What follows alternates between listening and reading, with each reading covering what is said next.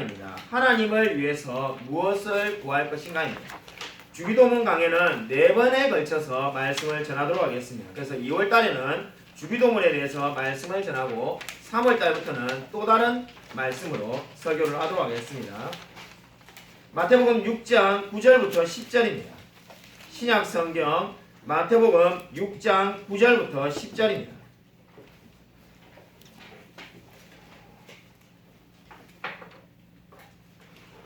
네, 마태복음 6장 9절부터 10절. 우리 6장 9절부터 10절까지 있습니다만은 우리 지난주에 설교했던 하늘에 계신 우리 아버지여까지는 이 말씀을 전하지 않고 이름이 거룩히 여김을 받으시오므로부터 오늘 말씀을 전할 겁니다. 일단은 그냥 9절 10절을 같이 읽겠습니다. 다 찾으신 줄 알고 같이 마태복음 6장 9절 10절 읽겠습니다. 네, 시작. 그러므로 너희는 이렇게 기도하라. 하늘에 계신 우리 아버지여, 이름이 거룩히 여김을 받으시오며 나라가 임하시오며 뜻이 하늘에서 이루어진 것 같이 이 땅에서 이루어지이다. 아멘. 오늘 설교 제목은 하나님을 위해 무엇을 기도할 것인가입니다. 제가 어렸을 때부터 오랫동안 이름 때문에 사람들에게 늘 놀림감이 되었습니다. 여러분이 충분히 생각할 수 있듯이 안성실, 그리고 반쯤 성실하다고 반성실, 좀 더 저한테 불만이 많은 친구들은, 아니면 더 친해서 놀리는 친구들은 실성이라고 놀리는 친구들도 많았습니다. 이게 초등학교 때 별명이었는데 중학교, 고등학교, 대학교, 심지어 신학대학원도 합동신학대학원뿐만 아니라 에스라 성경대학원이나 국제신학대학원을 다닐 때도 별명이 늘 똑같았습니다. 심지어 그런 별명만 똑같은 게 아니라 사람들하고 이렇게 길을 걸어가다 보면은 공사장에 뭐라고 써 있습니까? 성실시공. 이걸 보면은 사람들이 그냥 절대로 안 지나치고 제보고 꼭 한마디씩 합니다. 성실아, 똑바로 시공해라고 하잖아. 열심히 해야지. 이렇게 말하는 분들이 늘 한결같이 있었습니다. 여러분, 이름이 뭡니까? 그 사람의 특징이 다 거기에 담겨 있습니다. 영어권 국가에서는 오래전에 직업을 따라서 이름을 붙여주었다고 합니다. 제빵사는 베이커, 배관공은 플러머, 이렇게 부르는 겁니다. 물론 지금은 그렇게 이름을 붙이지 않습니다만은 이미 그 성이 그대로 내려오고 있습니다. 부모가 제빵사의 사람은 이름이 조지라면은 조지 베이커가 되는 거고, 부모가 배관공이면은 바로 조지 플러머가 되는 겁니다. 하나님도 저와 여러분의 이름을 통해서 부르십니다. 분명히 저와 여러분의 이름이 생명책에 기록된 수많은 사람 중에 한 명에 불과합니다만은 하나님은 한 사람 한 사람의 이름을 기억하셔서 부르십니다. 예를 들어서 성경에 나와 있는 예를 든다면은 하나님께서 솔로몬에게 이름을 부여하셨는데 여디디아라는 이름을 부여하였습니다. 사무엘하 12장 25절을 보면은 여디디아의 이름의 뜻은 하나님께 사랑을 받은 자입니다. 그러니까 솔로몬에게 이름이 하나 더 있는데 여디디아, 하나님께로부터 사랑받은 사람이라는 겁니다. 그러니까 굳이 우리가 설명하지 않아도 얼마나 솔로몬이 이 여디디아라는 이름을 사랑하며 잘 좋아했을지는 충분히 상상할 수가 있습니다. 이렇듯이 많은 사람들은 그 이름에 자신의 명예가 걸려있다고 생각을 합니다. 저와 여러분 모두가 자신의 이름을 소중하게 여길 겁니다. 2001년 9월 11일에 우리가 흔히 부르는 9.11 테러 사건이 일어났습니다. 그때 미국이 아프가니스탄의 테러 분자들을 없애기 위해서 아프가니스탄을 공격했는데 말 그대로 아프가니스탄이 쑥대밭이 되었습니다. 그때 하나의 뉴스가 생겼는데 놀라운 것은 그 전쟁통에 사람이 죽을 수도 있는 그러한 상황 가운데 한 남자가 실종된 아내를 찾아가지고 죽인 사건이 기록이 되었습니다. 그래서 그 사람에게 기자가 물었다고 합니다. 도대체 왜 이 전쟁통에 자기가 살기도 급급한데 왜 실종된 아내를 찾아서, 그것도 찾아가지고 잘 돌봐주는 게 아니라 그 아내를 죽이려고 찾은 이유가 뭐냐라고 물었습니다. 그러자 그 사람이 이렇게 말을 했다고 합니다. 자기 아내를 찾아서 죽인 이유는 이 미군과 수많은 연합군이 공격하러 와가지고 결국은 그들 중에 한 사람이 자기 아내를 욕보였는데 그 자체로 자신의 가문의 이름이 땅에 떨어졌다는 겁니다. 그러니까 이 가문의 이름이 떨어졌기 때문에 내가 어떻게 하든지 아내를 찾아서 죽여야만이 우리의 가문의 명예가 회복된다라고 대답을 했다고 합니다. 아마 물론 저와 여러분의 이야기가 전혀 공감이 가지 않을 겁니다. 그러나 어떤 사람들은 자신의 가문의 이름을 위해서 아내를 죽인 사람까지도 있습니다. 그만큼 사람은 자신의 이름을 귀하게 여깁니다. 오늘 성경 말씀을 보십시오. 이름이 거룩히 여김을 받으시오며 이제 주기도문에서 처음으로 기도하는 그 기도 제목이 뭡니까? 하나님의 이름이 거룩히 여김을 받게 해달라고 기도를 하고 있습니다. 이름이 얼마나 소중한지를 이야기했는데 그 이름이 거룩히 여김을 받게 해달라는 겁니다. 거룩이 뭡니까? 거룩이라는 것은 따로 구별된다는 뜻을 가지고 있습니다. 아마 우리 신앙생활을 오래 하신 분들은 거룩이라는 말이 구별된다는 뜻을 가지고 있다는 것을 다 알고 있을 겁니다. 한마디로 말해서 이 컵을 제가 가지고 있는데 이 컵을 따로 이렇게 구별해 놔가지고 그것을 보관하는 것이 거룩의 원래 의미입니다. 문제는 이렇게 우리가 말을 하면은 오해를 하기가 쉬운 게 지금 여기 있는 분들 중에 예를 들면 이쪽에 오른쪽에 있는 분들을 이제 따로 구별해 놓는다 이렇게 말을 하면 어떤 의미가 된다라고 느껴집니까?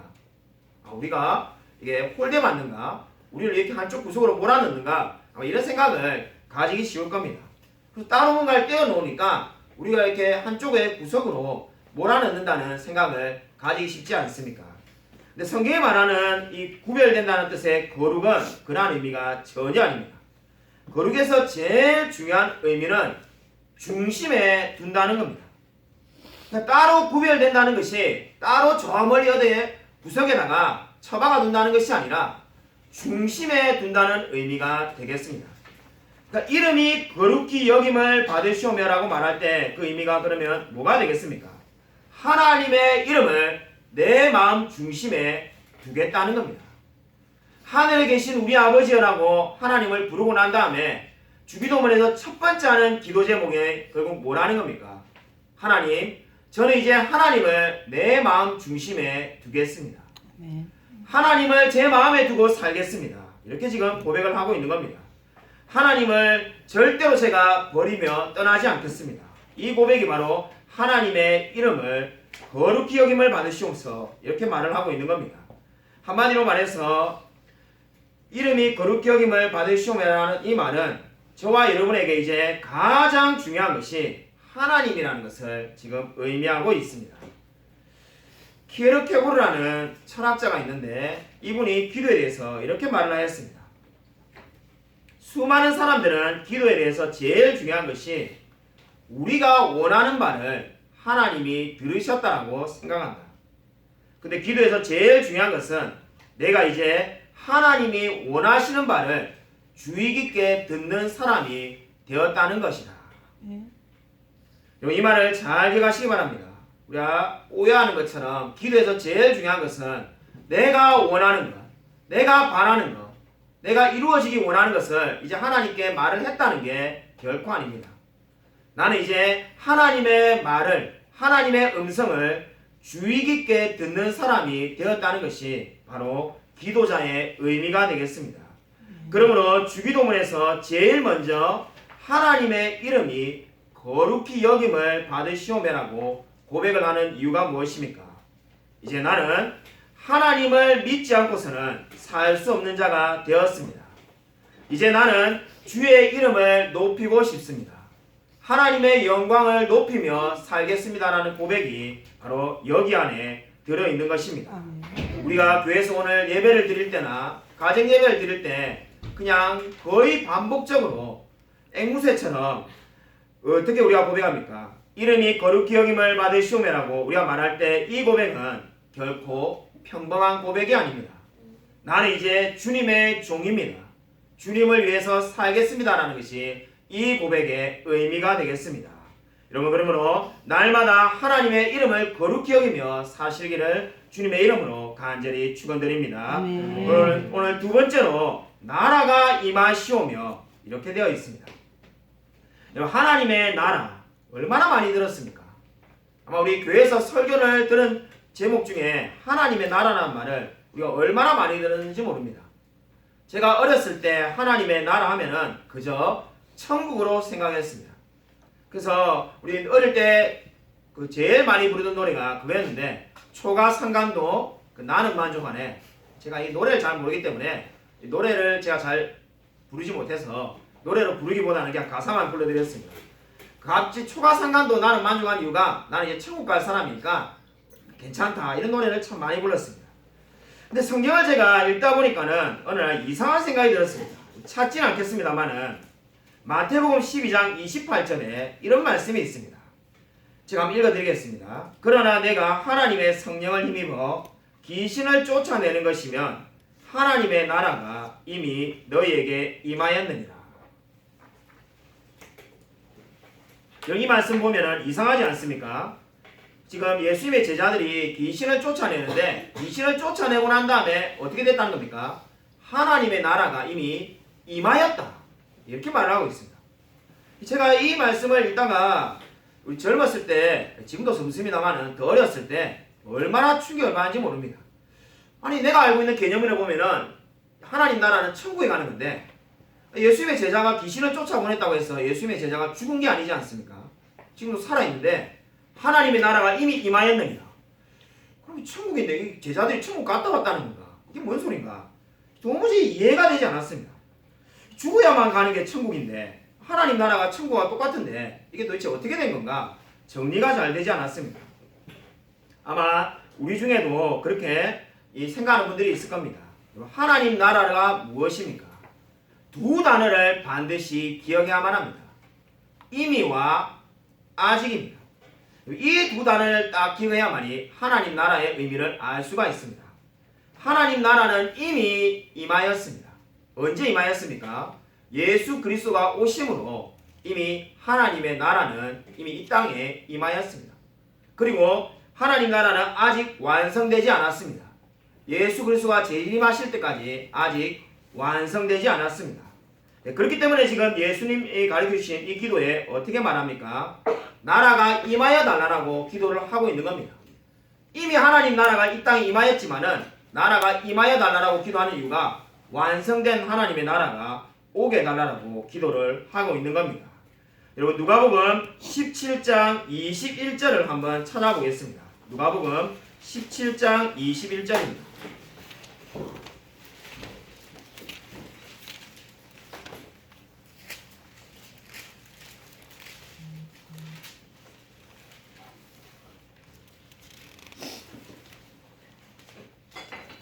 누가복음 17장 21절에 예수님과 바리새인의 논쟁 가운데서 예수님이 하신 말씀이 나옵니다. 신약성경 125쪽입니다. 신약성경 125쪽 누가복음 17장 21절 다 같이 하신 여러분 같이 한 목소리 읽겠습니다. 네, 시작. 또 여기 있다 저기 있다고도 못하리니 하나님의 나라는 너희 안에 있느니라. 아멘. 아마 이 말씀을 우리가 묵상해 보면 너무나 충격적입니다. 우리가 성경을 조금만 읽어보신 분이라면은 일독을 하지 않은 분이라도 할지라도 그저 우리 교회를 정말 6개월만 다녀도 그저 우리가 제일 예수님하고 많이 싸운 사람이 바리새인이라는 것을 다 알고 있습니다. 그래서 세상에 제일 나쁜 사람이 바리새인이다 이렇게 생각하는 분도 있는데 아니 이 바리새인이 예수님을 얼마나 증오했습니까? 근데 지금 예수님과 바리새인이 논쟁을 하는데 예수님이 바리새인들 향해서 뭐라고 말합니까? 하나님의 나라가 어디 있다는 겁니까? 너희 안에 있느니라. 지금 이게 예수님의 제자들에게 한 말이 아닙니다. 차라리 예수님의 제자나 사도 바울 같은 사람에게 하나님의 나라가 너희 안에 있다 이런 말 하면은 그저 우리가 은혜가 될 겁니다. 근데 누가 봐도 하나님을 믿지 않았던 예수님을 믿지 않았던 바리새인들 향하여서 예수님이 하나님의 나라가 너희 안에 있느니라 이렇게 말하고 있습니다. 아니 하나님을 믿지도 않고 있는데 예수님을 믿지도 않는 자들에게 무슨 하나님의 나라가 너희 안에 있느냐 이렇게 말씀하시는가 정말로 이해가 되지 않지 않습니까? 영어 성경을 읽어보면은 영어 성경은 우리 지금 개혁 성경에 너희 안에라는 이 안에라는 단어를 두 가지로 번역하고 있음을 알 수가 있습니다. 이 일부 영어 성경에는 in이라고 되어 있습니다. 그러니까 in이라고 되어 있는 그 영어 성경을 우리 한글 개혁 성경에서 너희 아내라고 그대로 번역을 한 거겠죠. 그렇게 번역하면은 물론 그런 의미는 절대로 아닙니다만은 우리가 읽으면은 바리새인 마음 안에 있다는 말인가 이렇게 오해하기가 쉽습니다. 바리새인은 예수님을 영접하지도 않았는데 바리새인 마음 안에 하나님의 나라가 있으면은 그죠 성경이 모순되지 않겠습니까? 그래서 영어 성경 중에 상당수는 이 번역을 아내라는 말을 어멍이라는 영어 단어로 번역을 하고 있습니다. 그러면 이 말씀이 어떤 의미가 되는가? 하나님의 나라가 너희 가운데에 있다. 이렇게 지금 말씀하고 있는 겁니다. 저는 어멍이라는 그 영어 단어대로 이 두 번째 견해를 지지하는데 하나님의 나라가 너희 가운데에 있다. 지금 예수님이 이렇게 말씀을 하고 있는 겁니다. 여러분이 가지고 있는 성경이라면 거기다가 써놓으십시오. 안에 밑에다가 가운데라고 써놓으십시오. 그러니까 하나님의 나라가 어디 있느냐? 너희 가운데 있다는 겁니다. 그럼 이 말씀이 무슨 의미인가? 하나님의 나라가 바로 누구입니까? 예수님이죠. 바로 예수님이 하나님의 나라인데 예수님이 임하셔서 지금 너희들 가운데 있다는 겁니다. 내가 너희들하고 함께 있지 않느냐? 하나님의 나라가 이미 너희 가운데 있다. 그러니까 너희는 나를 영접하면은 죽어도 살겠고 영원히 살 수 있다라고 예수님이 말씀을 하고 있는 겁니다. 한마디로 말해서 지금 예수님은 바리새인들에게 어떻게 말을 하고 있는 겁니까?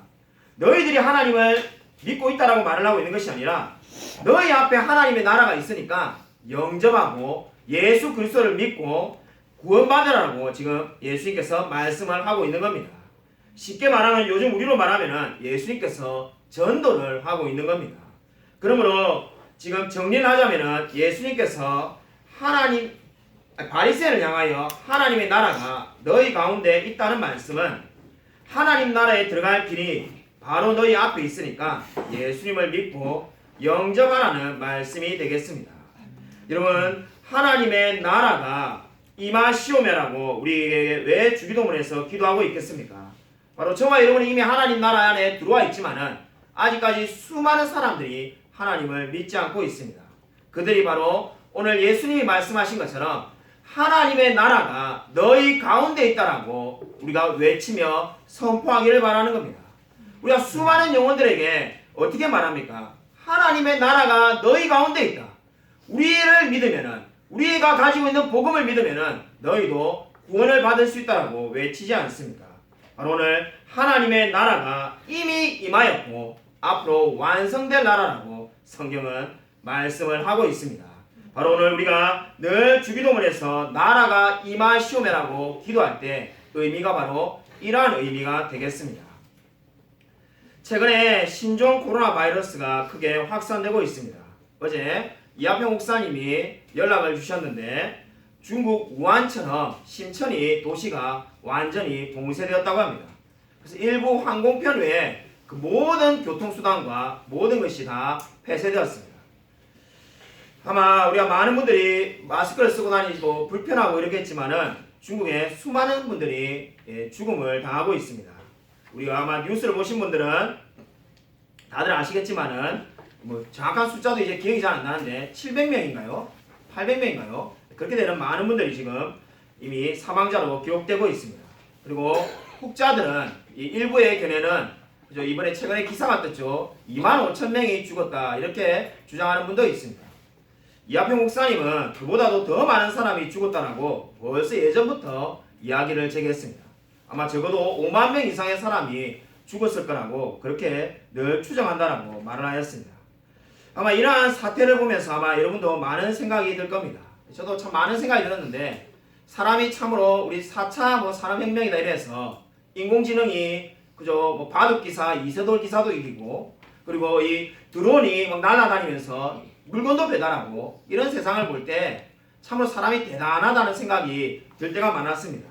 심지어 자동차가 이제 사람이 운전하지 않아도 저와 여러분을 서울에서 부산까지 이렇게 보내주는 그런 시대가 온다라고 말을 하는데 막상 전염병이 창궐하니까 사람이 할 수 있는 게 아무것도 없습니다.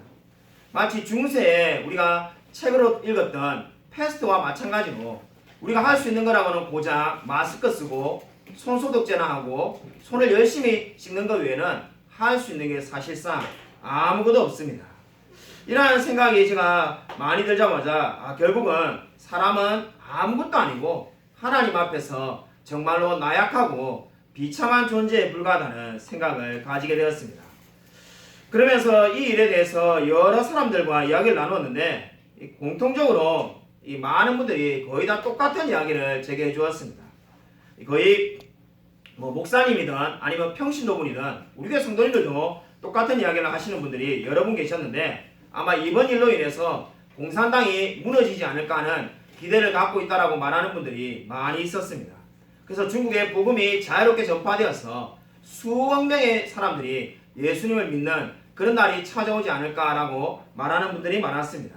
저도 그런 날이 정말로 속히 오기를 늘 기도하고 있습니다. 그래서 중국에도 정말로 복음이 자유롭게 전파되어서 그 영혼들이 하나님을 믿는 그런 날이 오게 되기를 주님의 이름으로 간절히 축원드립니다. 여러분, 하나님의 나라가 멀리 있는 것이 아닙니다. 여러분, 하나님의 나라는 저와 여러분 너희 가운데 있다는 말을 여러분 기억하시기 바랍니다. 복음을 들고 나가는 사람 가운데 이미 하나님의 나라가 있습니다. 여러분, 중국에 있는 영혼들을 위해서 기도해 주시기 바랍니다. 신앙생활에 나라는 개인주의는 전혀 없습니다. 내가 이미 급한데 내가 남을 위해서 왜 기도하는가? 목사님, 제가 먹고 살기도 힘들어요. 제 건강 관리하기도 힘들어요. 저는 남을 위해서 기도하지 않겠습니다라고 말하는 분들은 이 신앙이 뭔지를 잘 모르는 분입니다. 여러분, 주기도문을 보십시오. 하늘에 계신 우리 아버지라고 기도를 시작합니다. 나의 아버지라고 말하지 않습니다. 하늘에 계신 우리 아버지. 이 말이 무슨 말입니까? 바로 기독교는 모든 사람들이 바로 하나님을 의지하는 종교라는 겁니다. 하늘에 계신 우리 아버지라는 이 우리라는 말을 감리교의 창시자 존 웨슬리는 이렇게 해석하였습니다. 외로운 그리스도인, 고독한 그리스도인이란 말처럼 기독교와 어울리지 않는 말은 없다. 기독교는 혼자서 믿는 종교가 아니다 라고 해석하였습니다. 그렇습니다. 기독교는 결코 혼자서 믿는 종교가 아닙니다. 여러분, 다른 사람들을 위하여 중보기도 하십시오. 하나님께서 그 기도 가운데 반드시 함께 하실 것입니다.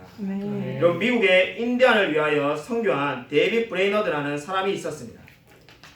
21세에 예수를 믿고 24세에 선교사로 헌신해서 29살에 하늘나라로 돌아갔습니다. 29살의 짧은 인생을 살았던 이 데이빗 브레이너드가 주님을 재림을 기다리는 것이 그의 생애의 가장 큰 소망이었다고 그의 일기에 늘 적혀 있었습니다. 데이빗 브레이너드가 그의 마지막 일기인 1747년 10월 2일의 일기에 이렇게 썼습니다. 주의 나라가 이 세상에 임하셨으면 좋을 텐데 사람들이 스스로 계시는 하나님을 사랑하고 영화롭게 한다면 얼마나 좋을까. 복되신 구세주께서는 자신의 영혼이 수고하심을 보고 만족하실 겁니다. 아, 주님 오소서, 어서 속히 오시옵소서. 이 말을 남기고 29살의 짧은 인생을 살고 하나님께로 돌아갔습니다. 이 데이빗 브레이너드가 조나단 에드워즈의 조나단 에드워즈 입장에서 보면 사위이고, 이 조나단 에드워즈의 데이빗 브레이너드 입장에서 보면 장인어른이 조나단 에드워즈입니다. 최초의 인디안 선교사가 데이빗 브레이너드였는데 이 사람은 늘 오직 정말 주님이 재림하시기만을 소망하며 살았습니다. 신앙이 훌륭한 인물들을 보면은 한 가지 공통된 특징이 있는데 바로 주님의 재림을 열렬하게 소망하며 산다는 겁니다. 20세기의 가장 위대한 설교자라고 칭송을 받았던 로이드 존스 목사님이 있는데 그분의 설교집을 읽어보면은 자기 생애에 하나님께서 반드시 예수 그리스도께서 다시 재림할 거라고 늘 확신 가운데 살았습니다. 물론 그러나 아직까지 주님께서 재림하지는 않았습니다. 한결같이 정말로 오늘 성경이 말씀하신 것처럼 나라가 임하시오며 하나님의 나라가 다시 임하기를 소원하는 마음이 정말 늘 있는 사람들이 다 훌륭한 신앙인이었습니다. 여러분, 아마 찬송가를 유심히 본 사람이라면 찬송가에 이름이 적혀 있음을 알 수가 있을 겁니다. 작곡자와 작사자의 이름이 찬송가에 적혀 있습니다.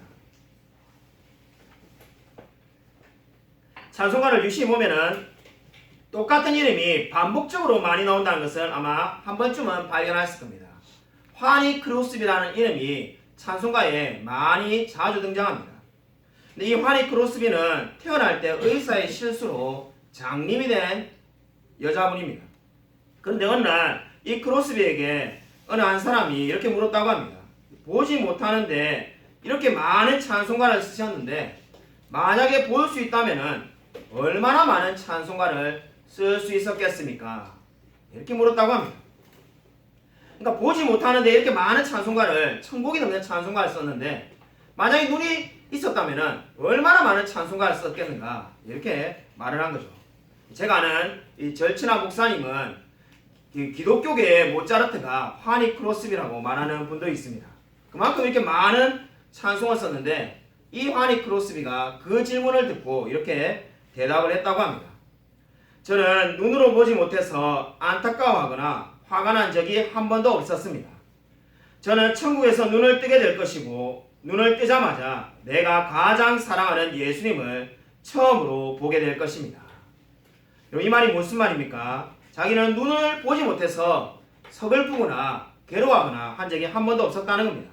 왜냐하면 이제 내가 눈을 천국 가면 뜰 건데 그때 가장 사랑하는 예수님을 가장 먼저 보게 될 거라는 겁니다. 여러분 이 신앙이 무엇입니까? 나라가 임하시오면라는 이 고백 가운데 있는 겁니다. 하나님 나라가 온다면 내 눈은 뜨게 될 것이며 나는 사랑하는 예수님을 다시금 만나게 될 것이라는 겁니다. 여러분 우리 교회 성도님들 가운데도 어떤 분들은 몸이 불편하고 어떤 분들은 경제적으로 어렵고 인생에 다 힘든 것이 있습니다. 그냥 편안한 인생은 아무것도 없습니다. 그러나 우리에게 어떠한 소망이 있습니까? 우리가 바로 천국에서 예수님을 다시금 만나게 될 것입니다. 아멘. 바로 그러한 소망을 담아서 우리가 날마다 나라가 임하시오매라고 기도를 하고 있는 겁니다. 우리가 늘 암송하면서 그냥 무의미하게 반복적으로 암송하는 그 말씀 가운데 이러한 놀라운 의미가 담겨져 있습니다. 여러분 이 소망을 붙들며 날마다 주님을 의지하며 살아가시기를 주님의 이름으로 간절히 축원드립니다. 아멘. 여러분 세 번째로 마지막으로 오늘 뜻이 하늘에서 이루어진 것 같이 땅에서도 이루어지이다 이렇게 성경은 말씀하고 있습니다. 하나님의 뜻은 크게 두 가지를 여러분이 생각하시면 쉽게 정리가 됩니다. 하나님의 뜻 중에는 분명하게 드러난 뜻이 있습니다. 살인하지 말라, 간음하지 말라, 도둑질하지 말라, 우상을 섬기지 말라. 그리고 어떻게 합니까? 안식일을 거룩히 지켜라. 이렇게 십계명처럼 성경에 분명히 드러난 뜻이 있습니다. 그뿐만 아니라 항상 기뻐하라, 쉬지 말고 기도하라, 범사에 감사하라는 말씀처럼 저와 여러분에게 주시는 분명한 말씀들이 다 있습니다. 이거는 재론의 여지가 전혀 없는 하나님께서 분명히 우리에게 주신 말씀입니다. 근데 두 번째로 하나님의 뜻이 있는데 감추어진 하나님의 뜻이 있습니다. 자, 좀 전에 말씀을 드린 것처럼 왜 신종 코로나 바이러스가 이렇게 확산되는가 이렇게 물어보면은 대답할 수 있는 분이 아무도 없을 겁니다. 여기에 담겨있는 하나님의 뜻을 우리가 지금은 알 수가 없습니다. 우리가 언제 이 뜻을 알 수가 있습니까? 나중에 시간이 지나면은 지금 2020년에 왜 신종 코로나 바이러스가 이렇게 확산되어서 수많은 사람이 죽었던가 나중에 우리가 그 뜻을 알게 됩니다. 그래서 하나님의 뜻은 두 가지인데 이미 우리가 알고 있는 하나님의 뜻이 있고 시간이 지나야만이 드러나는 감추어진 하나님의 뜻이 있습니다. 신종 코로나 바이러스뿐만 아니라 우리가 알지 못하는 하나님의 뜻은 정말로 많습니다. 하나만 실례를 들어도 한국교회에 주일학교 없는 교회가 절반이 넘었다고 합니다. 이 정확한 통계입니다.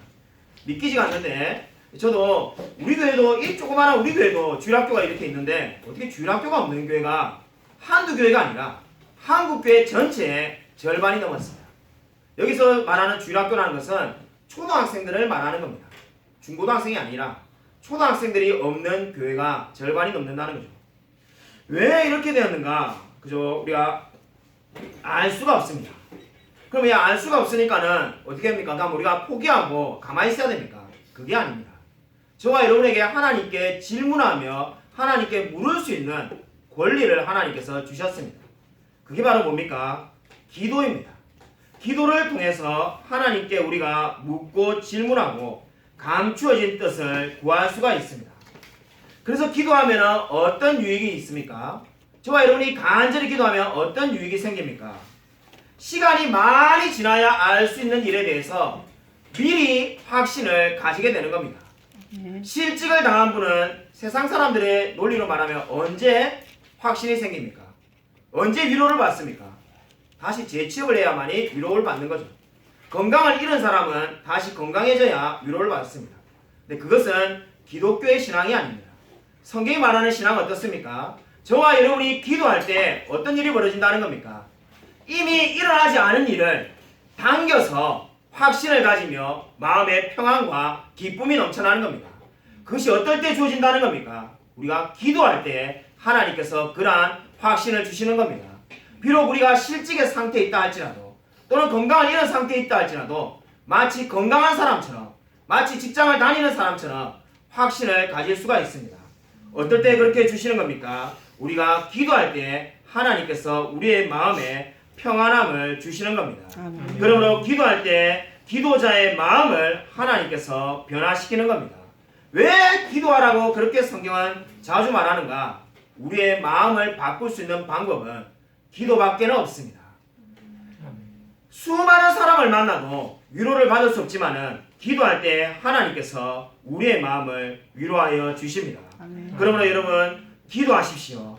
때를 얻든지 못 얻든지 늘 기도하시기 바랍니다. 저는 책을 읽고 나면은 반드시 정리를 합니다. 그래서 이 책을 한 권 딱 읽고 나면은 그것을 제 나름대로 이렇게 정리를 해서 이게 책에 다 정리를 합니다.